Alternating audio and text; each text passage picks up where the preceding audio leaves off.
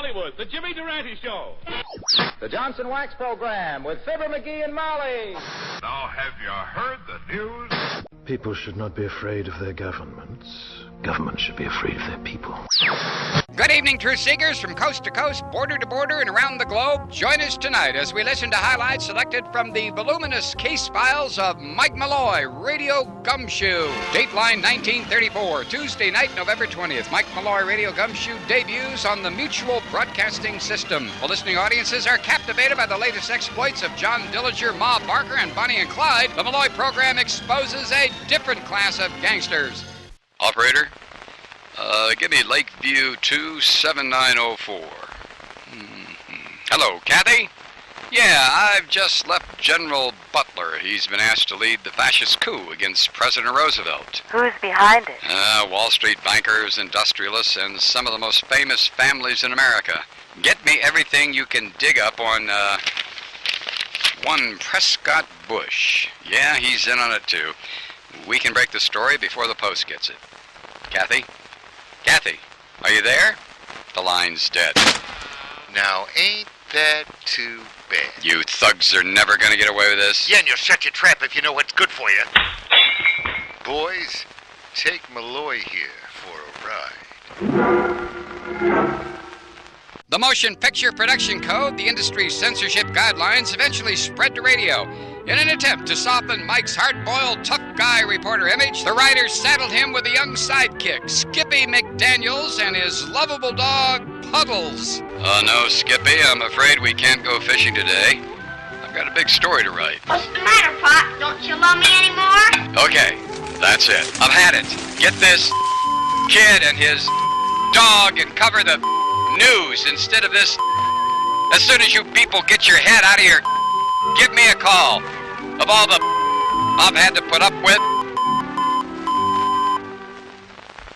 After the attack at Pearl Harbor, America jumped into World War II with both feet. Patriotism was whipped up to a fever pitch as radio programs around the dial urged Americans to buy war bonds to help defeat the Axis menace. Ever alerted to the fascist threat to our freedoms at home, Malloy exposed fifth columnists in this country who were cooperating with the enemy abroad. Okay, Malloy, now we're breaking and entering. Got any other crimes in mind we can commit tonight? Relax, Dollface, and shine that flashlight over here. When will the night watchman be back? A few minutes after we're out of here. Hey, look at these dates. Now we've got the goods on Prescott Bush. Even after America entered the war, Bush worked for and profited from the German businesses that financed Hitler, in clear violation of the Trading with the Enemy Act. What'll happen to him? Well, the government will seize the assets of Bush's bank. And that'll be the end of any aspirations he might have about running for office. Who's going to vote for a Nazi collaborator? The 50s. Post-war America divides its time between making babies, embracing a culture of consumerism, and looking for commies under every coonskin cap. And then,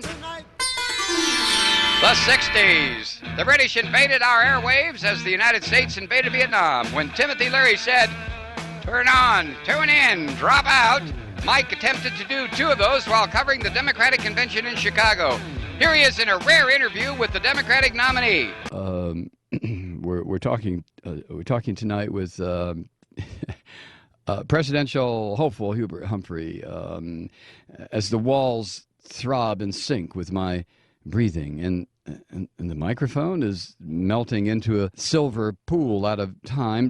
Does it concern you at all, Mr. Vice President? You sound almost exactly like Elmer Fudd.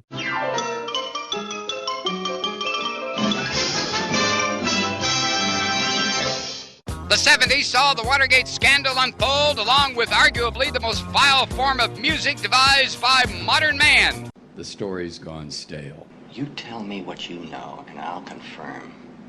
I'll keep you in the right direction if I can, but that's all. I've got some sources, but they're drying up. Forget the myths that the media's created about the White House. The truth is, these are not very bright guys, and things got out of hand.